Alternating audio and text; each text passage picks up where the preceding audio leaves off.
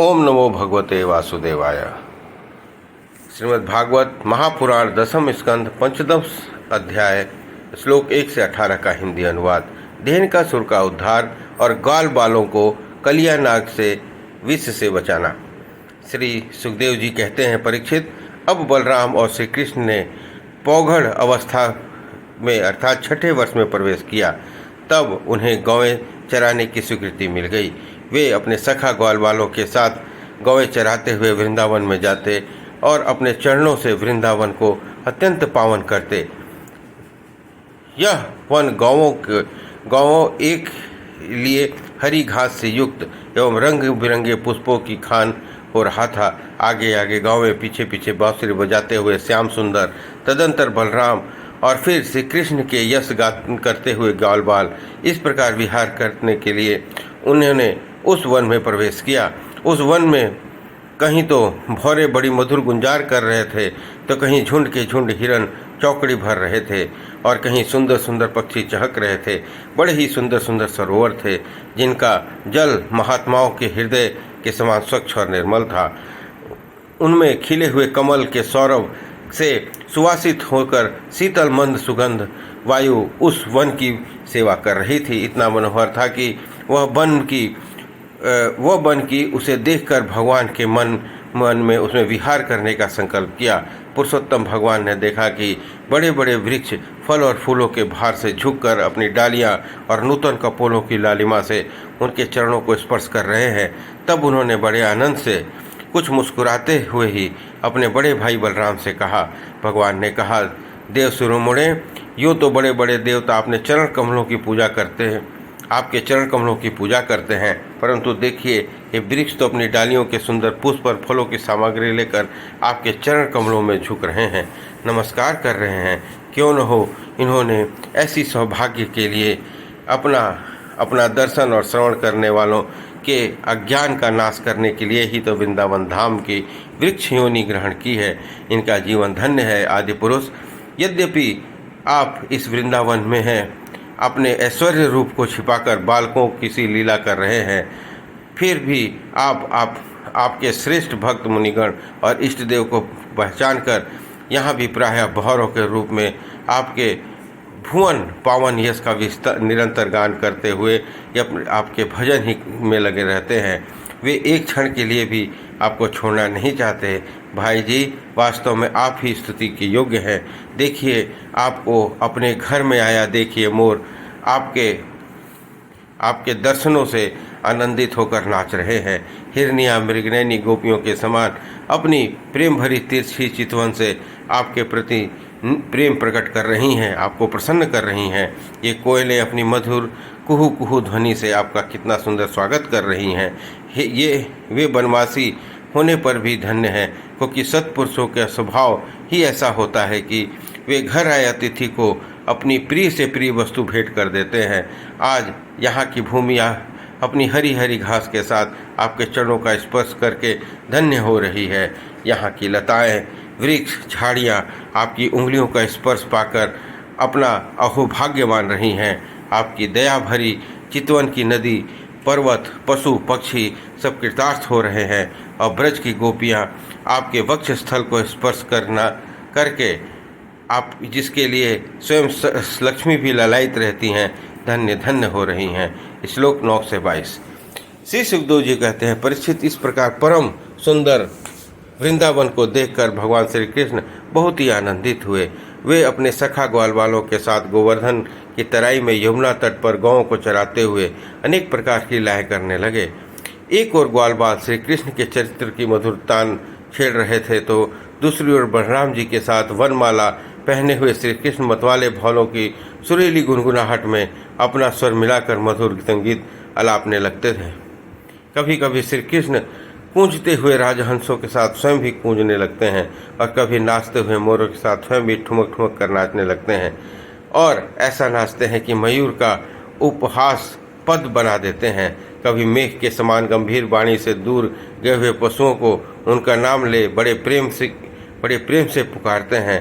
उनके कंठ की मधुर ध्वनि सुनकर गाय ग्वाल बालों का चित्त भी अपने बस में नहीं रहता।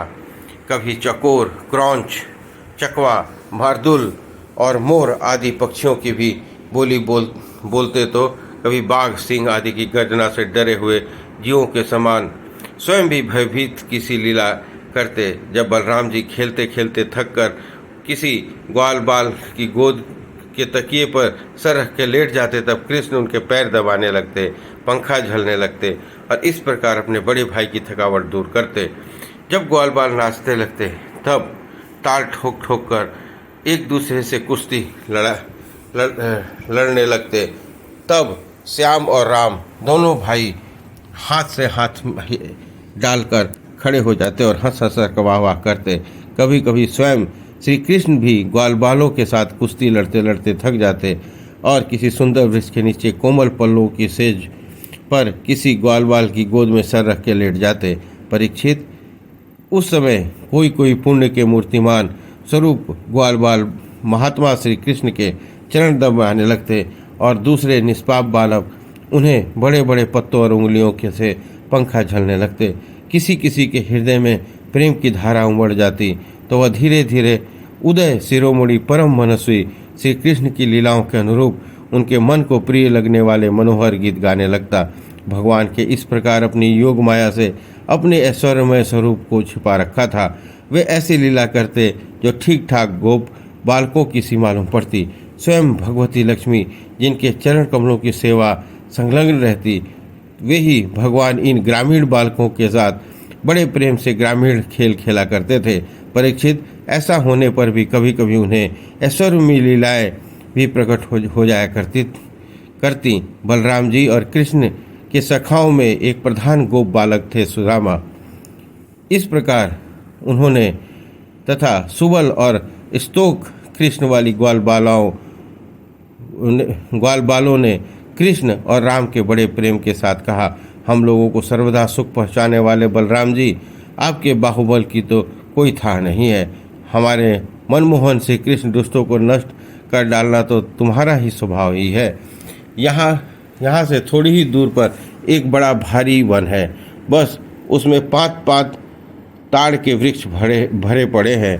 वहाँ बहुत से ताड़ के फल पककर गिरते रहते हैं और बहुत से पहले से गिरे हुए भी हैं, परंतु वहाँ धेनुका नाम का एक दुष्ट दैत्य रहता है। उसने उन फलों पर रोक लगा रखी है।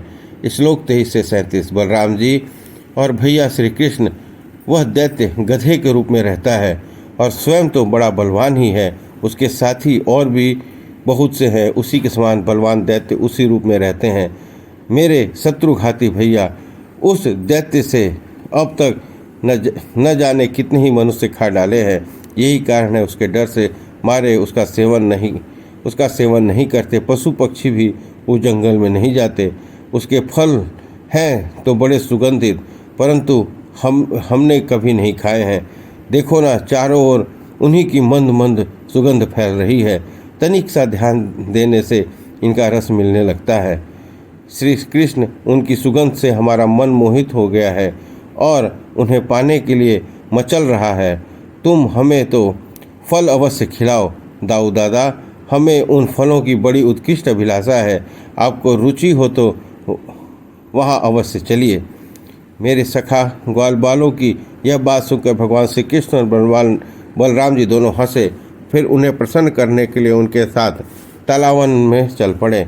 उस वन में पहुंचकर बलराम जी ने अपनी बाहों से उड़ ताड़ के पेड़ों को पकड़ लिया और मतवाले हाथी के बच्चे के समान से जोर जोर से हिलाकर बहुत से फल नीचे गिरा दिए। जब गधे के रूप में रहने वाला दैत्य उन फलों को गिरने का शब्द सुना, तब वह फलों के साथ पर्वतों के साथ पृथ्वी को कपाता हुआ उनकी ओर दौड़ा। वो बड़ा बलवान था।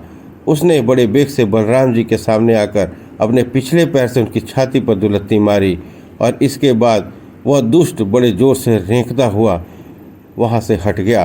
राजन, वह गधा क्रोध से भरकर फिर रेंगता हुआ दूसरी बार बलराम जी के पास पहुँचा तो उसकी ओर पीठ करके फिर बड़े क्रोध से उसने पिछले पैरों से दुलत्ती चलाई। बलराम जी ने अपने एक ही हाथ से उसके दोनों पैर पकड़ लिए और आकाश में घुमाकर ताड़ के पेड़ पर दे मारा। घूमते समय ही वो गधे का प्राण पखेरु हो गए। उसके गिरने की चोट से महान ताड़ का वृक्ष, जिसका ऊपरी भाग बहुत विशाल था, स्वयं तो तड़तड़ाकर गिर ही पड़ा। सटे हुए दूसरे वृक्ष को भी उसने तोड़ डाला। उससे तीसरे चौथे को इस प्रकार एक दूसरे से गिरते हुए बहुत से ताड़ के वृक्ष गिर पड़े। बलराम जी के लिए यह खेल था, परंतु उनके लिए द्वारा फेंके हुए गधे के शरीर से चोट खाकर वहाँ के सबके ताड़ पेड़ हिल गए। ऐसा जान पड़ा मानो सबको झंझावात ने झकझोर दिया है। भगवान बलराम स्वयं जगदीश्वर हैं। उनमें यह सारा संसार ठीक वैसे ही ओतप्रोत है जैसे सूतों में वस्त्र। तब भला उनके लिए कौन ऐसा आश्चर्य की बात है। उस समय धेनुकासुर के भाई बंधु अपने भाई के मारे जाने से क्रोध आग बबूला हो गए। सबके सब गधे बलराम जी और श्री कृष्ण पर वे सब के सब बलराम जी और कृष्ण पर बड़े बेग से टूट पड़े। राजन, उनमें से जो पास आया उसी को बलराम जी और श्री कृष्ण ने खेल खेल में ही पिछले पैर पकड़कर ताड़ के वृक्षों पर दे मारा। श्लोक 38 से 52। उस समय उस भूमि ताड़ के फलों से पट गई और टूटे हुए वृक्ष और दैत्यों के प्राणहीन शरीरों से भर गई। जैसे बादलों से आकाश ढक गया हो, उस भूमि की वैसे ही शोभा होने लगी। बलराम जी और श्री कृष्ण की यह मंगलमय लीला देखकर देवतागण उन पर फूल बरसाने लगे और बाजे बजाकर स्तुति करने लगे। जिस दिन धेनुकासुर मरा, उस दिन से लोग निडर होकर उस वन में ताड़ का फल खाने लगे और पशु भी स्वतंत्रता के साथ घास चरने लगे। इसके बाद कमल दल लोचन भगवान श्री कृष्ण के बड़े भाई बलराम के साथ ब्रज में आए। उस समय उनके साथी ग्वालवाल उनके पीछे पीछे चलते हुए उनकी स्तुति करते जाते थे। क्यों न हो, भगवान की लीला का श्रवण कीर्तन ही सबसे बढ़कर पवित्र जो है। उस समय श्री कृष्ण के घुंघराले अलकों पर गौओं के खुरों का से उड़ कर धूली पड़ी हुई थी। सिर पर मोरपंख मुकुट था और बालों में सुंदर सुंदर जंगली पुष्प गुथे हुए थे। उनके नेत्रों में मधुर चितवन, मुख पर मनोहर मुस्कान और वे मधुर मधुर मुरली बजा रहे थे और साथी ग्वालवाल उनकी ललित कीर्ति का गान कर रहे थे। वंशी की ध्वनि से सुनकर गोपियाँ एक साथ ही ब्रज के बाहर निकल आईं। उनकी आंखें न जाने कब से श्री कृष्ण के दर्शन के लिए तरस रही थीं। गोपियों ने अपने नेत्र रूप भंवरों से भगवान के मुखारबिंद का मकरंद रसपान करके दिन भर की विरह की जलन शांत की। भगवान ने भी उनकी लाज भरी हंसी और विनय से युक्त प्रेम भरी तिरछी चितवन से सत्कार स्वीकार करके ब्रज में प्रवेश किया। उधर यशोदा मैया और रोहिणी का हृदय वात्सल्य स्नेह से उमड़ रहा था। उन्होंने श्याम और राम को घर पहुंचते उनकी इच्छा अनुसार और समय के अनुरूप पहले से ही सोचकर रखी हुई वस्तुएं उन्हें खिलाई पिलाई और पहनाई। माताओं ने तैल उपटन लगाकर स्नान कराया। इससे उनके दिन भर की घूमने फिरने और मार्ग की थकावट दूर हो गई। फिर उन्होंने सुंदर वस्त्र पहनाकर दिव्य पुष्पों की माला पहनाई और चंदन लगाया। तत्पश्चात दोनों भाइयों ने माताओं को परोसा हुआ स्वादिष्ट अन्न भोजन किया। इसके बाद बड़े लाड़ प्यार से दुलार कर यशोदा और रोहिणी ने उन्हें सुंदर सैया पर सुलाया। श्याम और राम बड़े आराम से सो गए। भगवान कृष्ण जिस प्रकार वृंदावन में अनेक लीलाएं करते, एक दिन अपने सखा ग्वालवालों के साथ वे यमुना तट पर गए। राजन, उसी दिन बलराम उनके साथ नहीं थे। उस समय जेठ आषाढ़ के घाम से गौवें और ग्वालवाल अत्यंत पीड़ित हो रहे थे। प्यास से उनका कंठ सूख रहा था, इसलिए उन्होंने यमुना का विषैला जल पी लिया। परीक्षित होनहार के बस उन्हें इस बात का पता ध्यान नहीं दिया कि उस विषैले जल को पीते ही सब गौवें और ग्वालवाल प्राणहीन हो यमुना के तट पर ही गिर पड़े। उन्हें ऐसी अवस्था देखकर योगेश्वरों के भी ईश्वर भगवान श्री कृष्ण ने अपनी अमृत बरसाने वाली दृष्टि से सबको जीवित कर दिया और उनके स्वामी और सर्वस्व को एकमात्र श्री कृष्ण ही थे। परीक्षित, चेतना आने पर सब यमुना के तट पर उठ खड़े हुए और आश्चर्यचकित होकर एक दूसरे की ओर देखने लगे। राजन, अंत में उन्होंने यही निश्चय किया कि हम लोग विषैला जल पी लेने के कारण मर चुके थे, परंतु हमारे श्री कृष्ण ने हमारी अनुग्रह भरी दृष्टि से हमें देखकर हमें फिर से जिला दिया।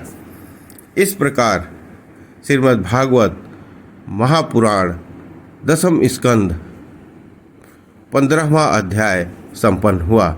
बोलिए कृष्ण भगवान की जय।